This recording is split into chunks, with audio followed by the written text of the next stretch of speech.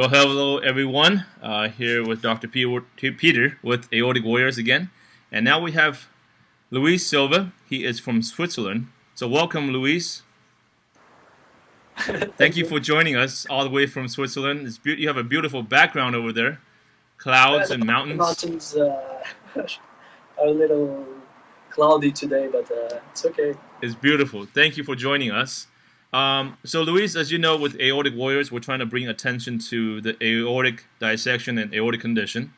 And you survived the aortic dissection. So I wanted to get your story on, what happened and so forth. So the first question is, how and when and what age were you first diagnosed with aortic dissection?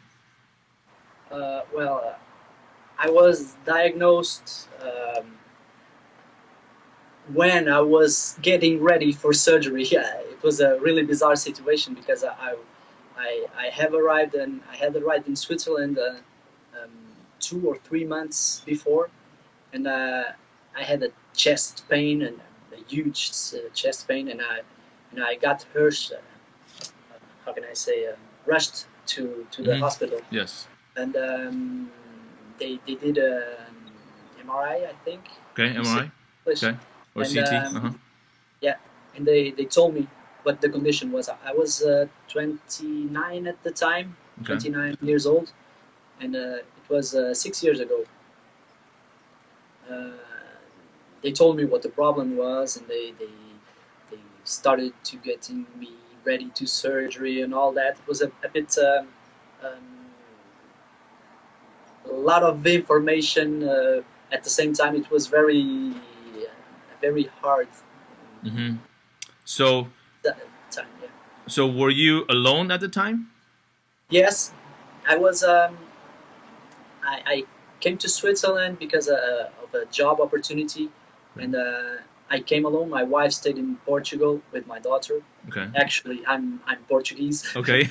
I'm living in Switzerland, but I'm Portuguese. Okay. And I was alone at the time. I was here with my sister Uh huh. in a convention center when that started, and Mm.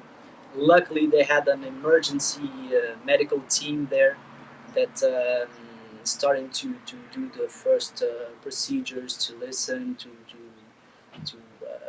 my body and all of Mm-hmm. that, and then I got in an ambulance to the hospital.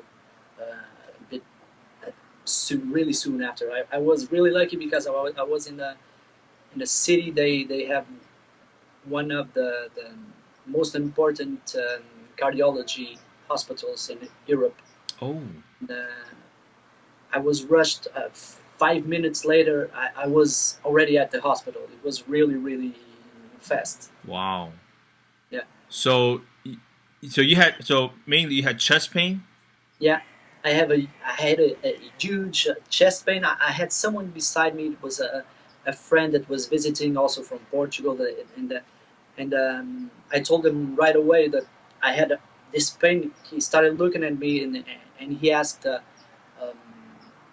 what was going on, and I said it must be something really serious because I never had this. It was really um, like like my chest was going to explode. Mm. It in fact, it was the aorta, Uh huh. the the aneurysm started to inflate. Expand or grow. Expand. Yeah, Mm-hmm. Wow. So you actually almost felt like you were feeling the expansion of the aorta. yeah, and it was really painful at the Oh time. my goodness. Wow. I must say I don't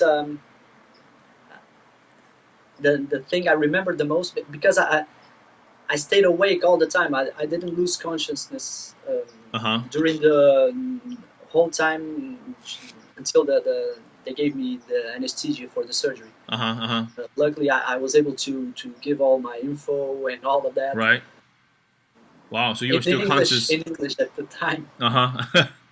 Now, Uh, so your chest pain, and then you were rushed to the hospital immediately, and they were able to diagnose you right away with aortic dissection, or did you have any? Were there any waiting period of diagnosis? um, it was now I remember it was a bit blurry at the time. All the things that they were telling me, uh, I didn't have a clue what was an aneurysm or an aortic valve or anything Right. like that. Right. They just told me that it was serious at the time, Mm-hmm. and they had to go to surgery as soon as possible because if not, I could die Mm-hmm. in a matter of minutes Yes. if the aorta ruptured. Right. And that's Wow. what happened. Wow. That's scary moment there. Yeah, I mean, when you go to the hospital and they say you're gonna die, that is pretty scary. yeah, yeah. That's when we see all our life passing Yes. before our eyes and everything. Yeah, that's the moment. Wow. Yeah, so we've both had those moments. Yeah, That's I think so. crazy. Um, so they were able to get to you right away. And what did they do for the surgery? What did they find, and what did they do to correct it? And how long was the surgery? So all I know, I don't normally I don't get too much into details. Okay. What I have, I know a bit, bits and pieces of this Yes. and that. Okay. But I can tell you that I have a part of the aorta that's a graft. Graph. Graft. Right. It's and I have an aortic valve, mechanical one. Okay. So you sound like a time bomb. Click, click, click. Yeah, it ticks all the time. Yep. And what happened was when they were opening me to make the surgery, that's when the aorta exploded. Oh. Yeah. Wow. It ruptured. Oh really. my goodness. And I think they had they must have had a pretty difficult time there. I didn't have a clue because I was already Yes. sleeping. Yes. I know that the surgery took around 10 hours, 9 Okay. or 10 hours max. And they did all the procedures of what a normal surgery like this takes. I know they flew in by helicopter the surgeon that that made the surgery, um, and after that, all I remember of is it's the period of recovery. It was really the most the things I remember the most because with all that with all the things that developed when since I started to have the pain and all of that, I remember just bits of things that happened. I remember that when I arrived to the hospital, there was already a team of 10 or 15 people awaiting, trying to making all kinds of measurements and all of that. Yes. And luckily, I was at the right time in the right place. Yes. They were really well prepared to this kind of surgery. Wow. We need to give a hand to that hospital. What's the name of the hospital? It's called Chouve. It's in Lausanne, Okay. Switzerland. It's a kind of university hospital. It's a medical school hospital. Okay. There are a lot of American, Canadian medical students that come here to make I don't know. Wow. They learned a lot from you that day. Yeah. I think so. Wow. So hands off to that hospital for catching it so soon, because a lot of people, they get misdiagnosed or they wait and they don't know what's wrong with them. But you got the diagnosis really quickly, so congratulations to you as well as hands off to them. Hats off to them. They were really, they knew what they were doing. It was really, I was very, very lucky in several stages of the way. Wow. And then to have your aorta rupture in the hospital when they were doing the surgery, that's incredible. If it had ruptured before, you probably might not be here right now. No, surely not. Yeah. Wow, that's crazy. My surgeon told me that in in my situation, normally the life expectancy, it's around 99% when that comes, when the aneurysm ruptures. Yes. The way they did, and all the things that they had to do to stop the bleeding and all of that. It was really dangerous. I didn't get much into details, but I trust him. Yes, yes. And then that was it. Yeah, 99% is about right, because when the blood opens up, yeah, most people don't survive. They knew what the problem was, and they got prepared Yes. in advance. I don't think the time lapse of that, but I think they knew what they were doing, because I'm still here. Yes. So graft, titanium valve. Do you still have a dissection down anywhere? Do you still have dissection? No. Okay. Nothing else. So you survived a rupture, a dissection, aneurysm, dissection, and a rupture, but you don't have an existing dissection anymore. No. Okay. That's great news. Great news. Okay. So what did you have anything that made you prone to that condition? It was I had a bicuspid aortic valve since birth. Okay. I had no idea I had it. Even my doctor, my family doctor in Portugal, when I was younger, with all the checkups I did, they never told me anything. They never noticed it. Right. Too. It was a surprise for me when I got the info about that. Yeah, and nobody really checked for it. And I had recently interviewed the president of the Bicuspid Aortic Foundation, and they're trying to also create the awareness of that condition because of their possibility of having aortic dissection. So I met her and I interviewed her, and great lady, and she's doing something really good for the community to make people aware of this condition. So, but you had no idea until you were 29 years old. Yeah. And this whole time you were an athlete, right? You were running. Yeah, I did all sorts of sports. I played soccer. I did inline skating for a few years, competitive inline skating with in skate parks and street and all of that. Wow. I biked a lot. I ran a lot. I was a very active person. Perhaps it was that made me a bit. It made me keep the valve working normally for all these years. But when I arrived in Switzerland, I remember that it was then that I stopped exercising. Oh, okay. I didn't know anyone. I was new in the country. I started to stop a lot. I walked to work, but that was it.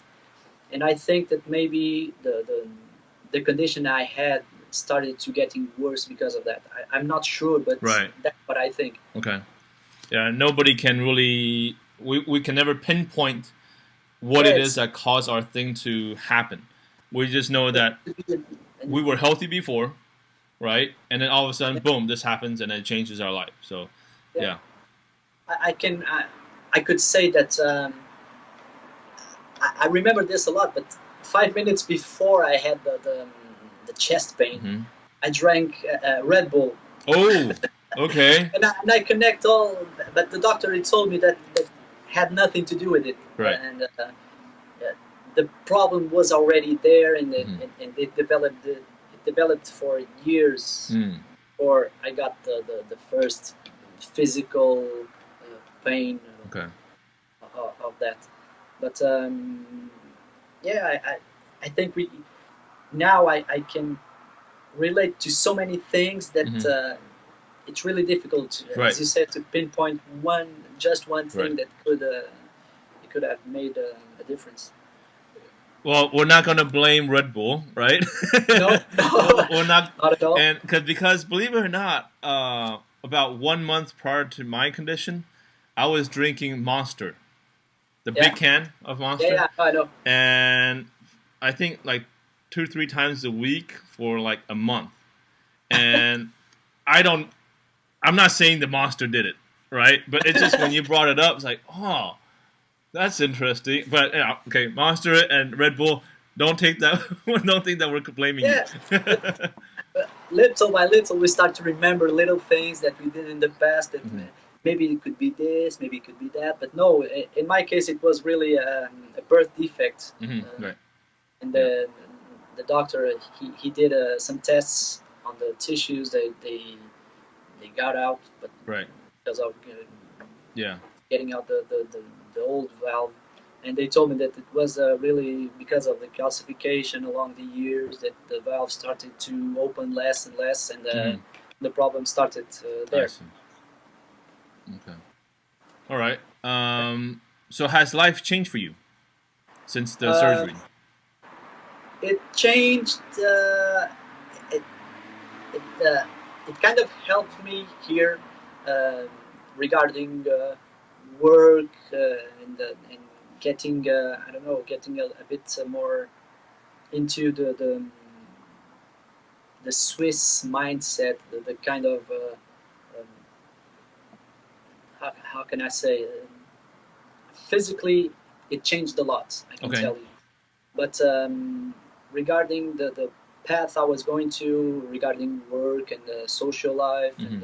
and all of that, it helped a lot too Okay. because I had luckily I had how do you say it, health insurance Hmm. uh, when that came, and that paid all the costs Okay. of the of the surgery. Uh huh. Uh, because I came here to Switzerland looking for a better life for me and my family, Uh and huh. Hmm. that arrived. It was a lot of things at the same time. Uh huh. It was a new country, a new language, new job, Uh huh. a new heart. Uh Uh, huh. but it was really a lot of stuff at the same time. It was when things started to get better was when I started to um, to to do things one by one instead of trying to do all the stuff at the same time. Okay. Um, at the first, I focused in getting really better physically Hmm. because I knew that everything um, the rest will follow after. Hmm. And it was really important being here in Switzerland because all of the I don't know how to say it, but the system is it's really well made to this kind of situations. Okay. I went directly from the hospital to a physical rehabilitation clinic. Okay. Uh, I stayed there for a whole month. Mm. Was It was really what changed, what made me start to change the way I thought about myself and about where I was at. Hmm. And it the start the change started really there. It was very important to have been there in that clinic I because of see. all the info they gave us regarding this kind of problems. Um, Physically, all the things we've done, we learned. Me mostly, I really learned a lot. I was in the middle of I don't know, it was 70 people there around. I was the youngest one there. Mm. It was difficult for me to communicate with everybody else because I didn't speak the language Hmm. as I wanted to, um, and I started to focus really on myself from there. And I remember the first time I walked already at the hospital. Um, all of that just a few days after the surgery really had an impact in me. Mm. Um, it was really difficult to pass all of that stages, the physical ones and the psychological ones Hmm. too. It was I must say that the psychological was the most difficult part of it all because I had a kind of a post-traumatic stress Hmm. disorder. I don't know Like a how you say depression. it. Yeah, depression, Yes.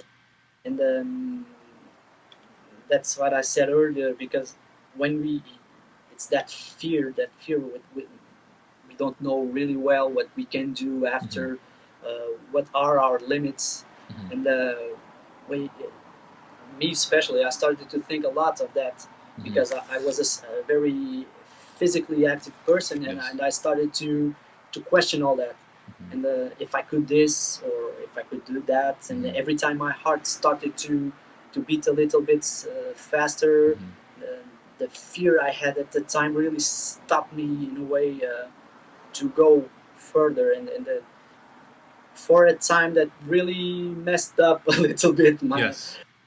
my head, but luckily I was able to pass all that, and Mm-hmm.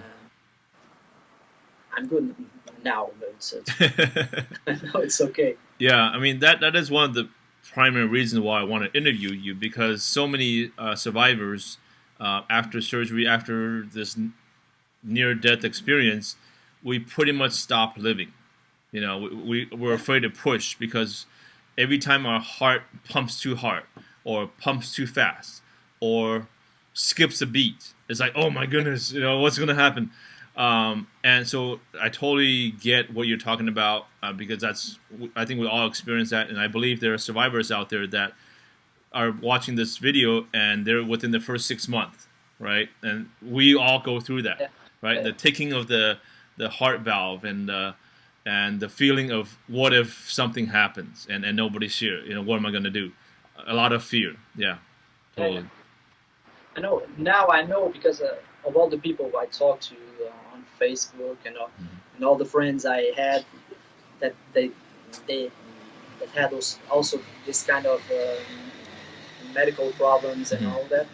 They I am aware now that it's normal for everybody to pass those different stages. It's a it's a like a it's a process Yes, of right. things. Yeah, It's like learning a no, new you, learning a yeah, new yeah, you. Yeah.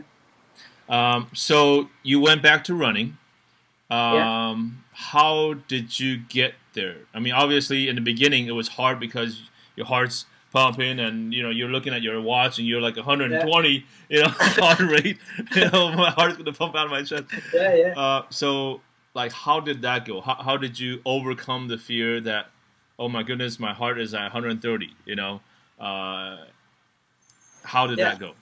And how There, long did there. it take for you to finally say, okay, okay, at It a was. mile now. I'm at a 2 mile now.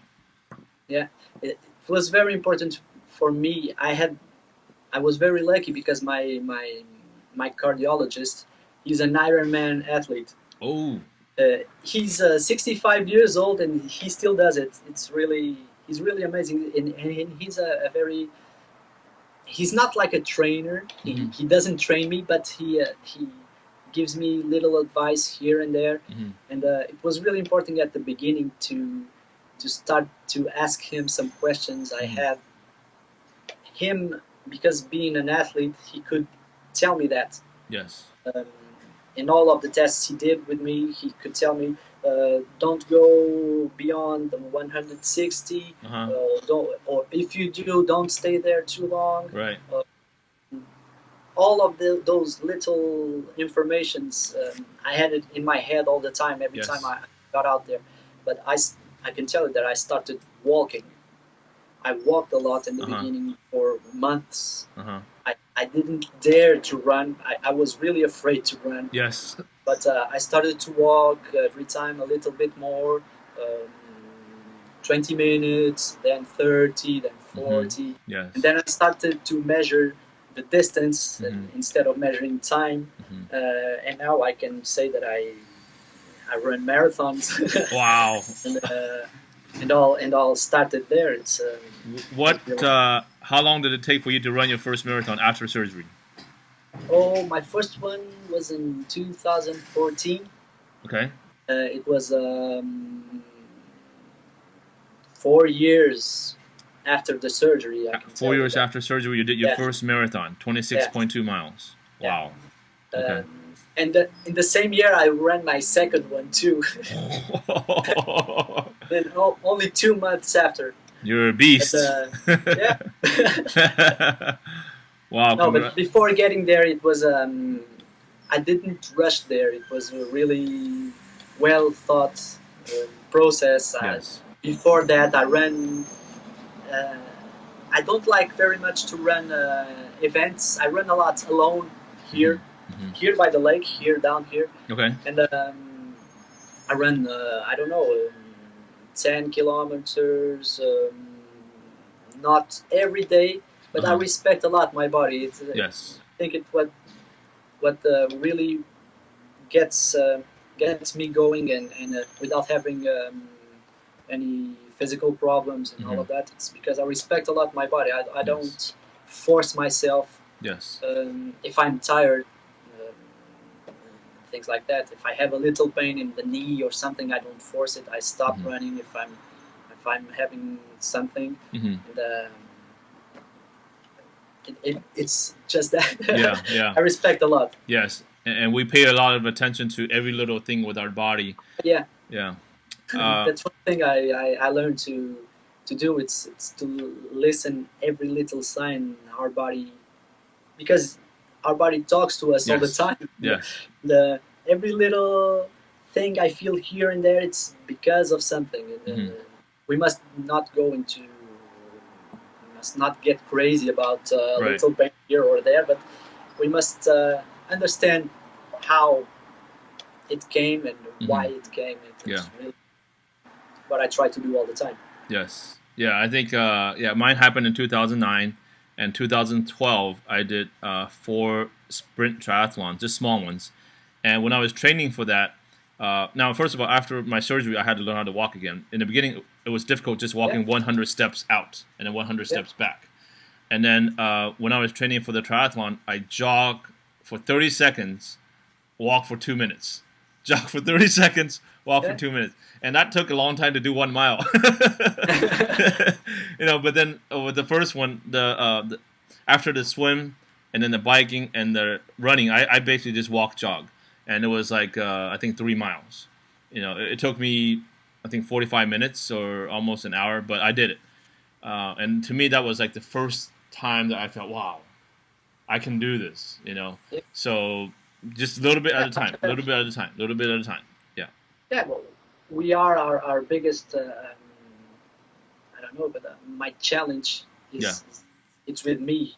I try to get better every day. I'm competing with myself. I'm not competing with the people I see on the street, or even when I run an event or a race. I like watching other people, but I'm not focused in passing them or something like that. It's really I'm a little egocentric in a way, but I know my limits, and I know if I can pass them, or if I must stay a little bit more quiet sometimes. Now I know that it was really important. All the beginning I had. Now I know. Okay. Well, I know you're not egocentric, because we focus on ourselves. Egocentric are people who say, I'm better than other people. Yeah. So I don't think you're egocentric at all. No. I didn't choose. But we are self-conscious. We're self-conscious. Yeah. Okay, so just one last question would be, what would you like to say to the aortic awareness community and to the new survivors? This is our last question. I don't know. It's a bit difficult. What would you say to somebody that just had surgery 2-3 months ago? What do you think you can say that might maybe give them some hope? Yeah, what I must say is that they must be patient. It takes a lot of time to the body to adapt to all of those changes. But I can tell you, and I'm a living example of that everything will fall into place if we be careful with all the things we do. We must get into craziness or something like that. It's really a matter to paying attention to everything we do. And in the beginning, after a surgery, for me and for all the things or all the people I see, it's that they are very, I don't know how to say it in English, but they try to rush things, Mm-hmm. uh, and it takes time. The beginning we have to really be very very patient, Yes. and the body will adapt. And, that's all I have to say. No, no, I think that's perfect. Being patient, but still moving forward. Being patient, Yeah, yeah. moving forward. Yeah. No, you're Try absolutely right. to try to challenge ourselves a little bit every day to Uh-huh. do something we couldn't done the day before. Uh-huh. Uh, get out of the couch, start moving. I don't tell people they must exercise or Uh-huh. do go to a gym or something like Right. that. But we must move. Yes. That's our thing. We must go down in a up and down the in our buildings. Instead of using the elevator, we must use the stairs all the Right. time. Uh-huh. No, Yeah. it's those little things that they make a lot of difference. I know. Yes. Me, for example, I stopped using the elevator here in my home. Okay. I live in the fourth floor, and it's a way of doing some Yes. bits of exercise. Mm-hmm. It's Yeah. without knowing of, without being aware of it. Yes. Well, Yeah. it is, I think, 9 o'clock over there, right, in Switzerland? Yeah. Yeah. Exactly. Still And beautiful it out. started to rain right now. Oh, it's starting to rain. Okay. Yeah, it's great. It's getting really dark now. Okay. So, just a little plug on your hat there. Tell us about the hat. What you've accomplished since the hat? Yeah. What's up with Yeah, that? this Last this one. was this was a very it was a kind of surprise for me. It's a program from Medtronic. Okay. They produce a lot of health related implants like pacemakers, heart valves, and all of that. They have a program that each year they select 25 runners from all over the country, all over the world, Wow. that have some kind of medical implants on them, Okay. whether it's diabetes or heart-related problems. Um, they choose every year 25 runners from all over the world and they invite them to run in the Twin Cities Marathon in Minneapolis. And I got chosen in 2014 as a team member. I was awarded that year, and now they invited me to come back this year to be the host of the Global Heroes team Oh, for wow. the next 2 years, together with also a global hero, Carrie Romero. Uh-huh. She's from the U.S. Uh-huh. and she has an ICD. ICD? An ICD, it's the little thing. It's not a pacemaker. It's the one that gives you A jolt?